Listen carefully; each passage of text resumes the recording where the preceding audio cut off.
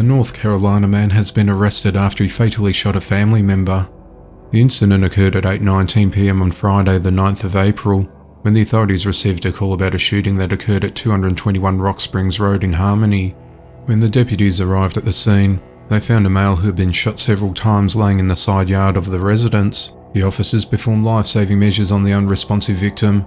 However, when the ambulance arrived, he was declared dead, and the site was cordoned off for investigation. The victim was identified as 43-year-old James Henry Potts of 219 Hayes Farm Road in Statesville. Witnesses to the shooting advised the deputies that 41-year-old Noah Franklin Potts was the shooter. He had fled the scene on an all-terrain vehicle. A short time later, additional responding officers caught up with Potts at his home, located at 707 Pellsbridge Road. Potts was detained and a pistol was located in the all-terrain vehicle. His secondary crime scene was also secured. Detectives obtained and executed search warrants, where they collected numerous items of evidence, and statements were also taken from eyewitnesses to the shooting. As a result of this investigation, Potts was charged with murder and is being detained without bond as he awaits trial. A North Carolina woman has been arrested after posting illegal images of another woman online with the intent to harass. It all started on the 29th of March, when 26-year-old Anna Grace Money of 132 Treeline Drive in Statesville started making threats about posting illicit private images of the victim online. Initially, the victim reported the matter to the authorities for harassment, but after lodging the complaint, the victim discovered that the images had already been posted.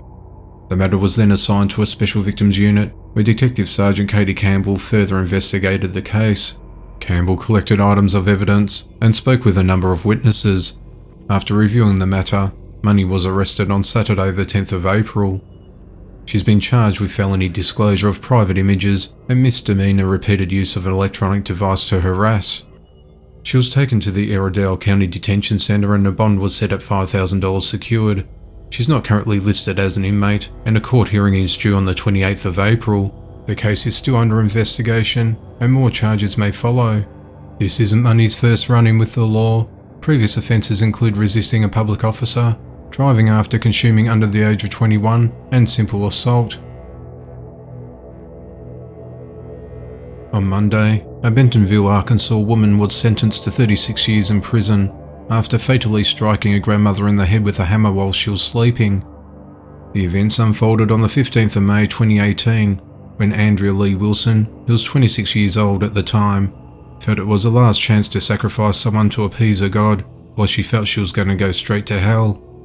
Early in the morning, at around 1:42 a.m, a man named Jonathan Hampton was riding a bike on the sidewalk along Southwest Regional Airport Boulevard.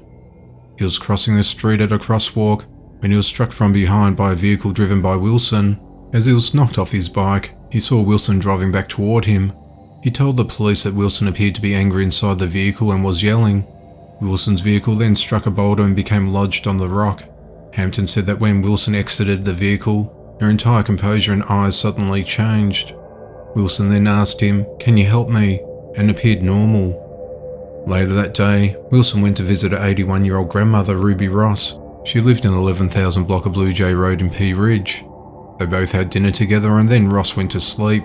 Wilson went up to the grandmother's room and fatally struck her 4 times in the head with a hammer.